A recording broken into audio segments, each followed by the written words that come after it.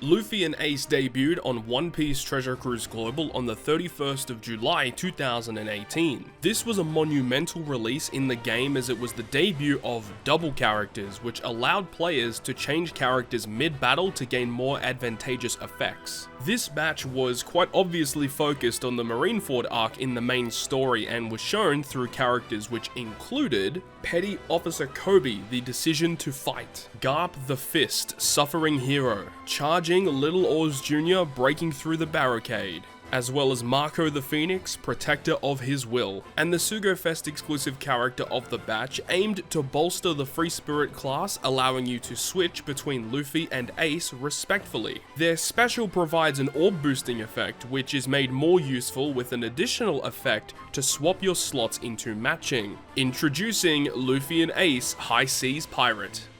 In this series, we'll be traveling back in time to experience some of the older Sugo-Fest exclusive characters in their prime, aiming to show just what it was like to use these characters on their debut.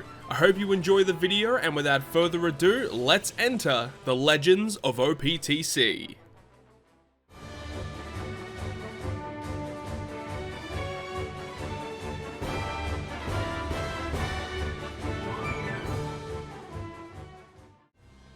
Thank you very much for checking out yet another episode of the Legends of OPTC, and we're checking out the very first dual legend in One Piece Treasure Cruise today with Luffy and Ace. This was a huge character release. A lot of people were pumped about this just with the new mechanic of the dual unit, and I believe this was actually the French anniversary Sugo-Fest on Global during this time period as well.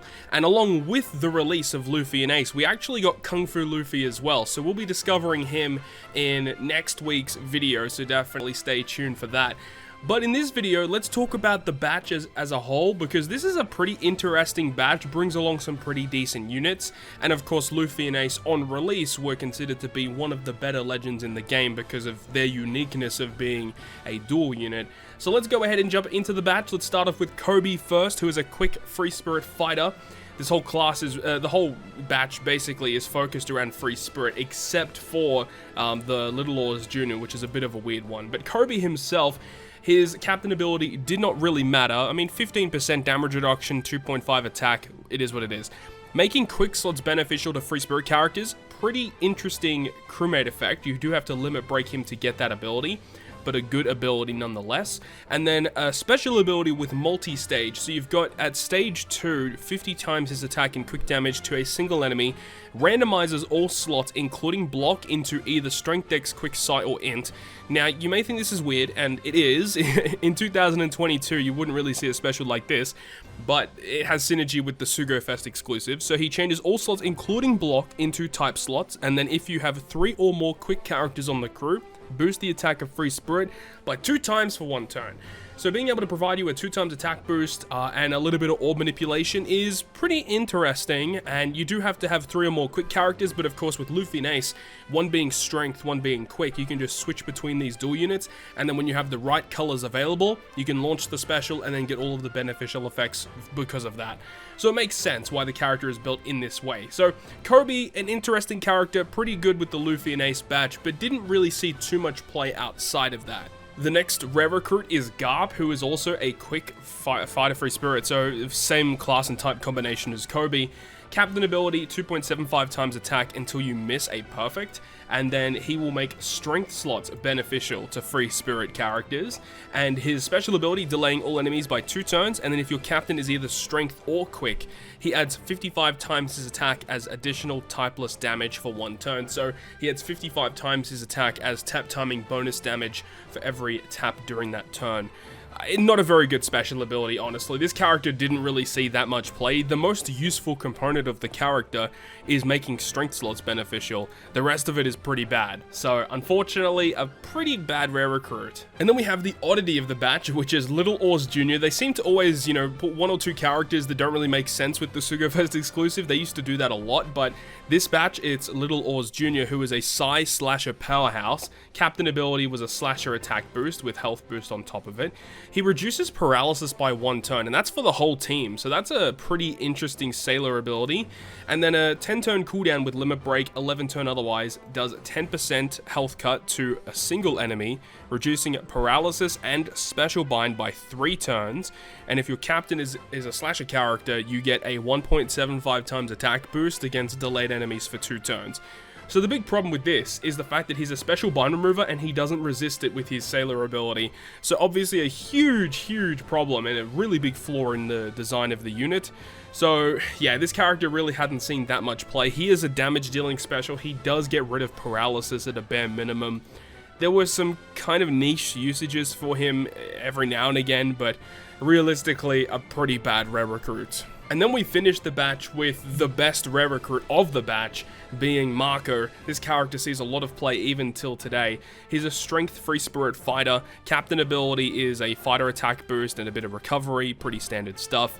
His Sailor ability makes tandem and recovery slots beneficial to free spirit. Like, that is such an insane limit break ability, or Sailor ability, to have on a rare recruit. Like, that is absurdly powerful. And then it even goes on with his special ability, multi-stage special, stage 2, reducing bind and chain down, as well as attack down by 5 turns. 90% damage reduction, and if you have 3 or more strength characters, he adds 0.75 times to the chain multiplier for 1 turn. This guy's great, and as I said, he sees a lot of play in like a lot of different teams. If you're running mono strength, you want to use this guy for a lot of really cool circumstances. But you know, even multi-stage special on a really low cooldown, still being able to reduce some of those debuffs by at least 3 turns, and still has a little bit of a chain boost. You know, he's such a good character, sees a lot of play, really nice design with this Marco. And then we get to the Sugo-Fest exclusive, which is Luffy and Ace, the High Seas Pirates. So with Luffy and Ace, you've got the Luffy side of things, who is a quick free spirit fighter, and then you've got Ace, who is a strength free spirit shooter. So kind of interesting that they went with 2 different classes, but it does ultimately make sense with the character. And then we go down to the captain ability. So of course, they've each got their own separate captain abilities. Luffy will be a 3 times attack to free spirit with 1.2 health, but he also provides 15% damage reduction. So Luffy is a pretty bulky captain. And then you've got the Ace side of things, who is a 2.25 times attack to free spirit, which is very low. However, if you have a matching slot, it becomes a 3.5 times attack. So he has a lower floor but a higher ceiling compared to what Luffy can provide.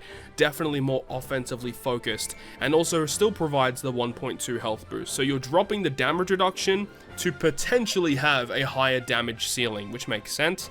And then you've got the combined captain ability, which takes the best components of both of these characters, being a 3 times attack to free spirit, 4.25 with a matching slot, 1.2 health, and 20% damage reduction. So remember that around this time period, the best legends in the game were characters like Legend Lucy or V2 Doflamingo, characters that could reach around a 4 times attack boost. And you've got a guy like this that can reach a 4.25 times attack boost, though it is only for the free spirit class, and it is only in their dual form. So, you know, there's give and take with this character, but ultimately very powerful, especially on those big burst turns. And depending on which character you actually have out, you get a different crewmate ability. You've got Luffy that makes quick slots matching for free spirit, and you've got Ace that makes strength slots matching for free spirit, but they also make tandem and recovery beneficial to themselves. And then you've got the switch effect. Remember that with dual units, you have that really cool ability that you can activate every single turn. And this one removes their own despair, paralysis, and slot bind completely. And they give themselves a matching slot that goes through block slots. So you're guaranteeing yourself a matching slot every single turn. And it means that when you switch into Ace, he's going to get a matching slot, which means you're able to use the 3.5 times attack boost on himself at a bare minimum. And then you've obviously got the rest of the batch. You know, we talked about Marco, we got Garb, and we also have Kobe, each of which you've got strength, quick, recovery, and tandem slots all matching just with the crewmate abilities alone of the batch. So you can see how this batch kind of synergizes together to get a really strong effect going, where you can have lots of matching slots and lots of damage. And then you've got the special ability of the character, which 12 turn with limit break plus, but 14 turns was a pretty stock standard kind of special ability cooldown. 75 times their attack and type plus damage to all enemies, changes all type slots of free spirit characters, into matching, and this is where the synergy came in with Kobe, as he shuffles all slots including block into type slots. Then you can use the special ability of Luffy and Ace, changing all of them into matching, and then gives you a 2x all boost for 1 turn, and then they fuse into the dual unit for 3 turns. So when you look at a special ability like this in 2022, yeah, it's really not that good. However, we can definitely see how they kind of performed when they first released as we take on some content today. Really excited to go ahead and use this guy. It's been a long time since I've used him, so let's go ahead and see what we're actually going to be challenging today. So there's going to be 3 different pieces of content that we can potentially challenge today, and they're all going to be Coliseums. We have Oven, Opera, and Rayleigh. Rayleigh was the Coliseum that actually debuted with Luffy and Ace, so that's going to be probably the easiest one to deal with. I think Oven and Opera are going to be relatively challenging, but I think Luffy and Ace should be able to take them on. So let's go ahead and spin that wheel a couple times, and let's see what we're going to be challenging today with the brand new dual unit, Luffy and Ace. And it's gonna be Oven, it's gonna be Oven. Let's get it started, dude. This is gonna be pretty tricky, I think. But I'm excited to go ahead and use Luffy and Ace, which has been a long time since I've been able to use them. So, without further ado, let's go ahead and jump into the content with Luffy and Ace.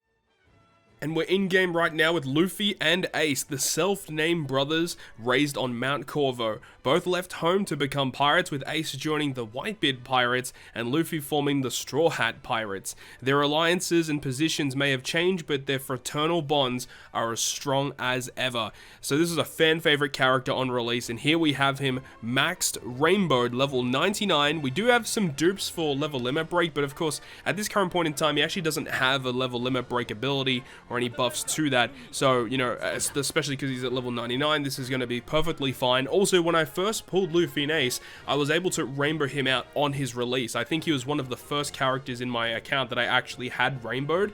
Very, very powerful unit here. So of course, he's got max special level, 100 attack, 100 HP, cotton candies, and this is the squad that we're bringing today. A pretty crazy looking squad, and we are using a Neo unit. Now, Neo units are pretty weird. They're basically altered versions of pre-existing characters. So they brought out Neo versions of some Coliseums and raid bosses, and this is what we have here with Boa Hancock. So this character is slightly different to the Clash Boa Hancock, but has a lot of very similar things to the original character. But we've also got Legend Frankie, who's going to be a really nice unit to kind of help us shuffle some slots around as well as give us an attack boost. I mean, you could technically use Kobe instead of Frankie in this case, but the thing that I like about Frankie is the fact that he's got higher stats stats than Kobe, and I think we may need the extra stats. Then we've also got the Bato. Now, Bato is going to be kind of important to block the damage from Oven when we get to that final stage, and we actually are using a ship to coincide with that. Because whenever you activate a damage reduction effect on Oven, he's going to remove it. But he only does it once. So we activate the ship special first, we block damage, he removes it, and then when we use Bato's special, he will not remove it and allows us to tank that death hit that we have to worry about. But we've also got Shirahoshi, who's going to be a nice addition to the team with some great utility effects, and the fact that she is a dex unit is going to be kind of nice on one of the mini bosses as we get into the video. So without further ado, let's jump into the content against Oven. So shout out to TheLordShiro for providing us with the friend captain here, and actually this is interesting, the double character selection was not a thing when this character first came out, which means that whatever character was on the left side of the icon is the character that would always appear first when you used a double character. So we're going to go ahead and use Luffy to keep it as realistic as possible, and we're about to jump into it, so here we go. Without further ado, let's jump into Oven Coliseum final round. This is going to be a tough one. And here we go, final round versus Oven, and of course, as per usual, we need to get our cooldown sorted. This is a very good stage though, because we're able to get a substantial amount of stall off, which is great. These turtles will provide us with pretty substantial stalling mechanics, and we'll go ahead and kill this guy. Luckily, Bato is going to be kind of nice if we do need to like hit a mob, because Bato himself is not actually boosted by Luffy and Ace. So if there is a mob that we need to stall on, luckily we have Bato for that. But, you know, every time you switch with Luffy and Ace, you have a really cool ability of reducing despair. You reduce their own paralysis and their slot bind. It's a really, really cool mechanic that they have. But overall, their switch effect isn't really that good if you're not using them as a captain. If you're using him as a crewmate, the switch effect is pretty bad. But the switch effect gets blown into, you know, into the forefront when you actually do use him as a captain, because being able to switch and just completely remove despair on themselves, that's a very, very nice mechanic that they have access to. And of course, we are pretty good in terms of stall, because on battles 3 and 4, we actually do have to do a bit of stall anyway. So I actually feel kind of comfortable moving on, but at the same time, you know, it is better to be safe than sorry. I don't want to get to the final boss stage and not have a special that I definitely need. So we're going to take the time that we need. It's not going to be that bad. And then we'll move on here, and then we move on to battle 2. So what does battle 2 have exactly? We have the Larpins and also these mob characters. I believe these mob characters are going to provide some pretty annoying stuff for us. We want to definitely take those guys out. I don't know what these Larpins do, but we'll take out 2 of them, I guess. I think if we get them below 50%, they apply recovery bind or something like that. But I feel pretty comfortable moving on now. Let's go ahead and kill them. Oh, actually, I don't want to, because I need to switch here, actually.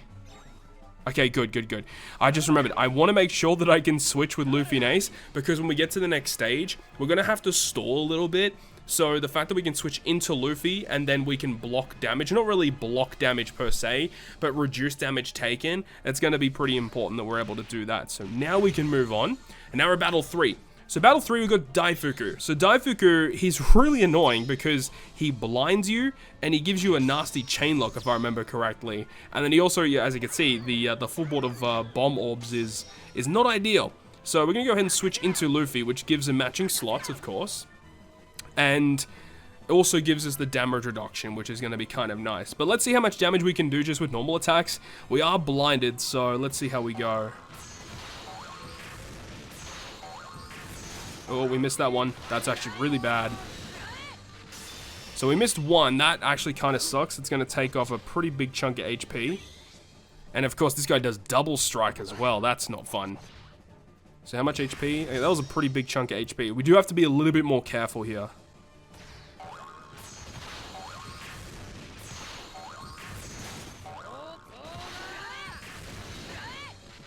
Man, that Boa Hancock attack animation just couldn't get that one down pat, but that's fine. The bomb slots are removed now, which is great, so we don't have to worry about that anymore. But we do have one more turn of that blind that is sitting there. I am going to eat that recovery slot, actually. That's going to be kind of nice. Don't have to focus too much because we don't have bomb slots anymore. There we go. Got that recovery slot, getting us a bit of health back. Our specials are all ready to go as well, so we don't really have to be concerned about getting max specials anymore. That is completely fine. Now we just have to focus on beating the boss. So now that all of those debuffs are gone, let's go ahead and use the Boa Hancock special, which is going to provide her slot and the captain's slot as matching. And it also gives us a 2.5 chain lock for 3 turns. And it also delays the enemy by 1 turn. A very good free-to-play character, actually. So, let's go ahead and get this party started. Alright, let's go ahead and do some damage. God, hit your perfects.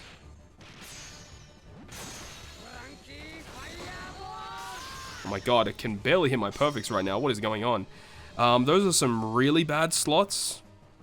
But we have to stick with it.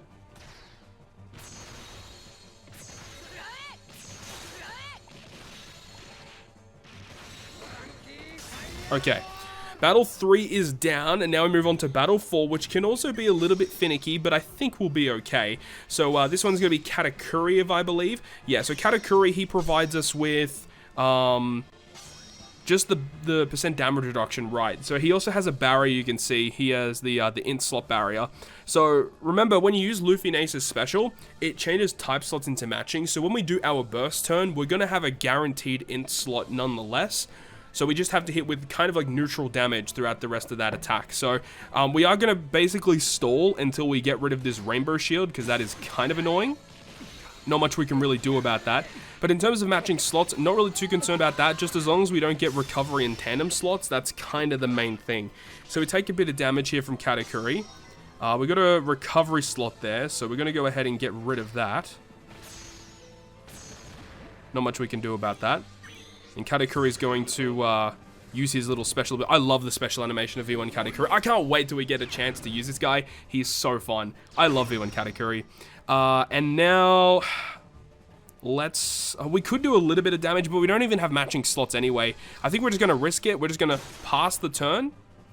He's going to get rid of the rainbow shield now, and now we actually get to do the burst turn, right? So let's go ahead and use the Luffy special ability, the Luffy and Ace, which is going to change all those type slots into matching, give us the orb boosting effect, and then another thing that we're going to do is we're going to switch our other captain into Ace, so we get the higher damage multiplier. So we'll go ahead and switch into Ace. So now we have, you know, the 4.25 captain with the dual unit, and we have the 3.5 captain with our own unit. And then we will go ahead and do our burst. So I'm thinking about hitting with Bato first. He doesn't do any damage anyway, just to build up a little bit of chain multiplier, then attack with Boa and the rest of the units, and hopefully it's enough to get the kill. Let's get it.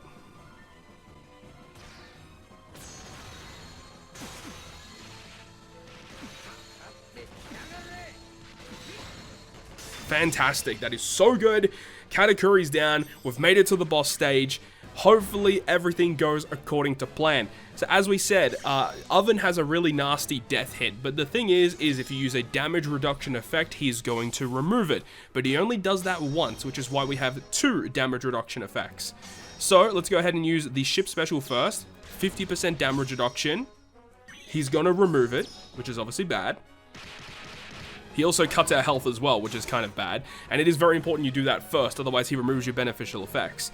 Then, we're going to go ahead and use Shirahoshi, which will get rid of the special bind, and it's going to get rid of the paralysis for our crew. Also gives us a bit of end of turn healing, which is kind of nice. Okay. And now, we can go ahead and use the special ability of Bato, which is going to give us a 50% heal, and also have the damage threshold. So this should be enough to tank the hit, especially because of the end of turn healing as well that will come into fruition. Let's switch into Luffy, so we have type advantage, and use the special ability of Luffy and Ace to change all the slots into matching, and giving us the 2x orb boost to our free spirit characters. Actually, I believe the orb boosting effect is to all characters, but the orb change is just for free spirit. And then we're going to go ahead and use Frankie. Now, Frankie, he gives us a 2x attack boost to our fighter, shooter, slasher, striker characters, which is the whole team, except for Shirahoshi. And it also does shuffle slots around, but it only shuffles them around if they are not matching slots. So if we've already got matching slots, it doesn't actually matter. So we have our full board of slots, we have our attack boost, we have our orb boost. What's our damage looking like? 2080, 2080, 2063... We have to hit 2 greats in order to pierce that barrier. So we go Bato, Shira, Hancock, Frankie, and then the 2 captains. And hopefully it's enough to get the knockout. Here we go.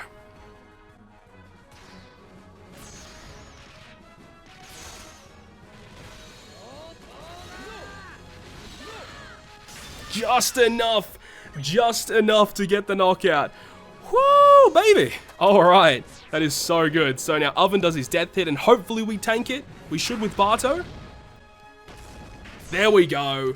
Clear. Final round versus Oven. He had no hope. There we go. Luffy and Ace coming in. Wow. Okay. Very, very stressful fight, but we got the job done. Oven's down. Luffy and Ace take a bow. That was fantastic. So with all that being said, that is going to wrap up yet another Legends of OPTC video. And in next week's video, we're going to be covering the other legend that came alongside Luffy and Ace, which is going to be Kung Fu Luffy. Definitely a fan favorite for the global side of the game, so we're going to be going ahead and covering him next week. Very much looking forward to that one as well. It's going to be a lot of fun to use.